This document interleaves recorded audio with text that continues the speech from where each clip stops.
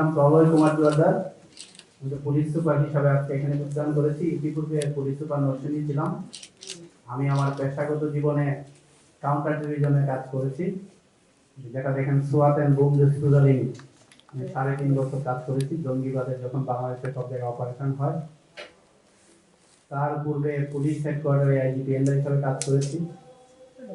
আমি 2009 থেকে 13 সাল পর্যন্ত মাননীয় প্রধানমন্ত্রী পরিকল্পনা হিসেবে কাজ করেছি।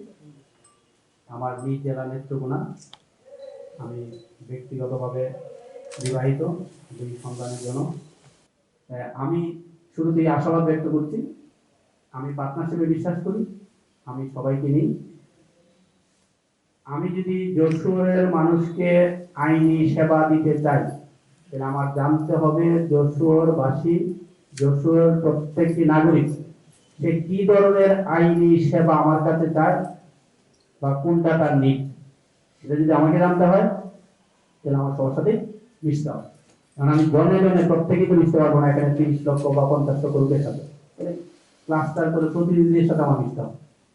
সেই ক্ষেত্রে আপনারা কিন্তু এই ব্রিজটা করার ক্ষেত্রে সবচেয়ে বেশি রোল প্লে করতে পারবেন।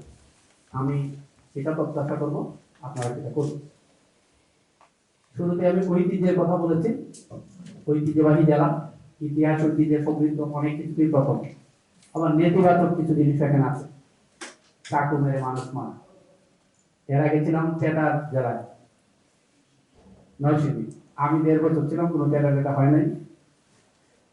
মহান স্রষ্টার কৃপা, আমরা কিছু ব্যবস্থা নিয়েছি। কেউ কি বলতে পারবেন যে সিনিয়র যারা আছে, মুরব্বী, কত মানুষকে চাকু মেরে যশোর মানে চাকু, মানে এইরকম একটা সমৃদ্ধশালী যারা চাকুর বদনাম কেন এটা বিষয়কর না, বিষয়কর বিষয়। মানে এই 20 শতাব্দীতে এসে এই টেকনোলজি এখনো কিন্তু চাকু আছে। এই বিষয়গুলো থেকে তো আমাদের পরিত্রাণ পেতে হবে। আমি আমার পেশাগত নলেজে I will try to find out the root cause and then go for it. সেক্ষেত্রে আমি আপনাদের, কারণ আপনারাই আমাকে ভালো জানবেন, সাহায্য করতে পারবেন বিভিন্নভাবে। চিহ্নিত সন্ত্রাসী, অস্ত্রধারী, আবার ওরা কি করে মাদকের সাথে, মাদকের 3টা টায়ার, কেউ গডফাদার, হোয়াইট কালার ক্রিমিনাল, আমরা চিনি না বা চিনলেও না চিনার ভান করি। কেউ মাদকের ব্যবসা করে, কেউ মাদক সেবী। এটা পোর্ট কেন্দ্রিক হোক বা অন্য শহর কেন্দ্রিক হোক, যে অপরাধের সাথে থাকবে, অস্ত্রবাদীর সাথে থাকবে, চাঁদাবাদীর সাথে থাকবে, মাদকের সাথে থাকবে, সমাজের কোনো বিশৃঙ্খলা, শান্তি শৃঙ্খলা বিঘ্ন করতে পারে এইরকম কোন অপকর্মের সাথে থাকবে, আমি তাদের বিরুদ্ধে কঠোর আইনানুগ ব্যবস্থা গ্রহণ করতে আমি কখনো পিছপা হব। এই বাহিনী, সেই টাক বাহিনী, অমুক বাহিনী, হ্যান্ডেল বাহিনী, অনেক কিছু শুনি। এরকম একটা প্রসিদ্ধ জায়গায় এই বাহিনীর নাম শোনা দরকার নেই, বাহিনীও থাকার দরকার নেই। দরকার আছে রাষ্ট্র থাকবে শৃঙ্খলা বাহিনী, রাষ্ট্র হচ্ছে জনগণের। The spirit of the constitution কি প্রজাতন্ত্রের সকল ক্ষমতার মালিক জনগণ। রাষ্ট্রের শৃঙ্খলা বাহিনী আছে।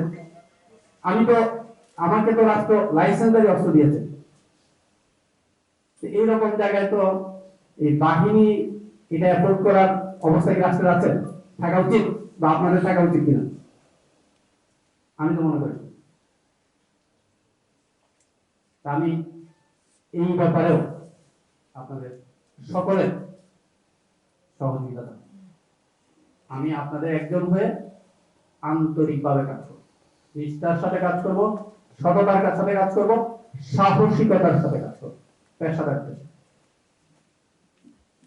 আমি যা বলছি সেটা রাখার চেষ্টা, কিন্তু আপনারা জানেন যে কোনো কাজ, ইতিবাচক কাজ করলে কিন্তু, কারণ সমাজে এই সমস্ত নেতিবাচক যে শক্তি আছে, রাষ্ট্র কিন্তু অনেক বেশি পাওয়ার, রাষ্ট্রের চেয়ে পাওয়ারফুল কিছু নেই। রাষ্ট্র অনেক বেশি সম্মত, অনেক বেশি সমৃদ্ধ, অনেক বেশি অর্গানিক। এই দুষ্কৃতিকারী বা সমাজের অপশক্তি বা অপসংস্কৃতির সাথে যারা থাকে তাদের বিরুদ্ধে কিন্তু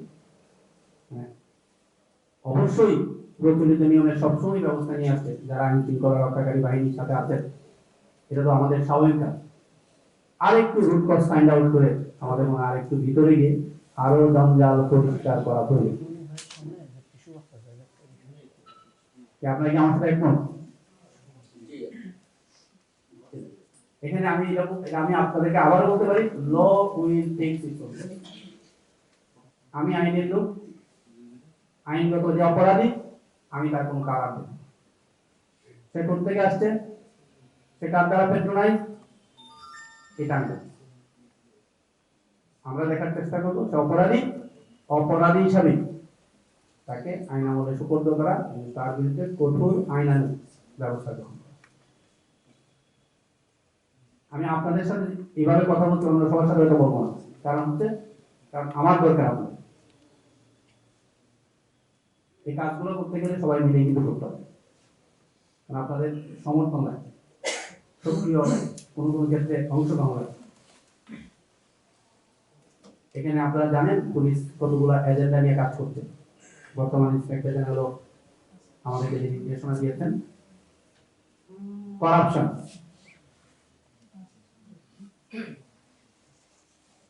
করাপশনের বিরুদ্ধে জিরো টলারেন্স। যশোর জেলা পুলিশ এর সাথে দুর্নীতি, ওই টাকা পয়সা লেনদেনের কোনো সম্পর্ক থাকে না। এটা কিন্তু পুলিশের এখন আমাদের সেন্ট্রাল এজেন্ডা। পুলিশ কোন ধরনের দুর্নীতির সাথে সম্পৃক্ত হবে না, আমি আপনাদের কথা দিচ্ছি। মানে কোন বিষয় যদি আপনাদের প্রয়োজন, অবশ্যই আমাদের আইন প্রয়োগের ক্ষেত্রে পুলিশ কঠিন এবং কঠোর। আর আমি শুরুতে যেটা বলেছিলাম যে সব কথা তো আর সামনে হয় না, কারণ আপনাদের যেহেতু অনুসন্ধিত মাইন্ডসেট আছে, সংবাদ সংগ্রহের জন্য আপনার পেশাগত প্রয়োজন, আপনার প্রত্যন্ত যে যশোরের প্রত্যেকটি অঞ্চলে চষে বেড়াতে হয়। আপনাদের কাছ থেকে আমি প্রয়োজনীয় তথ্য পাবো, যাতে অপরাধ মুক্ত যশোর বলা তো অনেক ক্ষেত্রে ইউপিপিএনসি দেখি, কিন্তু অপরাধকে কতটা সহনীয়, কতটা নিয়ন্ত্রণে রাখা যায় আমরা সর্বোচ্চটাই চেষ্টা করব। এই ক্ষেত্রে আপনারা আপনাদের যতটুকু তথ্য দিয়ে আমাদের সহায়তা করতে পারেন, আমি সেটা সাদরে গ্রহণ করব। এবং আরেকটি বিষয় থাকে, কোনো কিছু শেয়ার করলে যাতে যিনি তথ্য দিলেন তার অসুবিধা না হয়, সেটাও নিশ্চিত করা আমি আপনাদেরকে আশ্বস্ত করছি, আমি সেটা করব। আর কথা হবে সবসময় তো, মানে এখন যেহেতু এখানে আসছি, চাকরি করলে সবার সাথে বিভিন্ন কারণে বিভিন্ন অনুষ্ঠানে বা পেশাগত কারণে কথা হবে। তবে আরেকটি বিষয়, এই দেশটা আমাদের সকলের, আজ থেকে 50 বছর ধরে জাতির পিতা বঙ্গবন্ধু নেতৃত্বে আমরা একটা স্বাধীন সার্বভৌম বাংলাদেশ পেয়েছি। 50 বছরে বাংলাদেশ কোথায় মাননীয় প্রধানমন্ত্রীর নেতৃত্বে অপ্রতিরোধ অগ্রযাত্রায় সামনের দিকে। পদ্মা সেতু, করোনায় কিন্তু কোনো কিছু ঠেকাতে পারেনি। উন্নত বিশ্বের অনেক দেশ এই করোনা মহামারীতে তারা কিন্তু অর্থনৈতিক মন্দায় হাবুডুবু খাচ্ছে, আমরা কিন্তু এই কোভিড এর সময় আমরা যে সমৃদ্ধির দিকে যাচ্ছি, অলরেডি মিলেনিয়াম ডেভেলপমেন্ট অর্জিত হয়ে গেছে, সাস্টেইনেবল ডেভেলপমেন্ট গোল আমরা অর্জন করতে চাই। আমরা উন্নয়নকে টেকসই করতে চাই। উন্নয়নকে যদি টেকসই করতে, তার পূর্ব শর্ত কি? যদি সমাজে চাঁদাবাজ থাকে, সন্ত্রাসী থাকে, তাহলে কি কলকারখানা হবে, ডেভেলপমেন্ট ওয়ার্ক হবে? কোনো কাজ হবে না।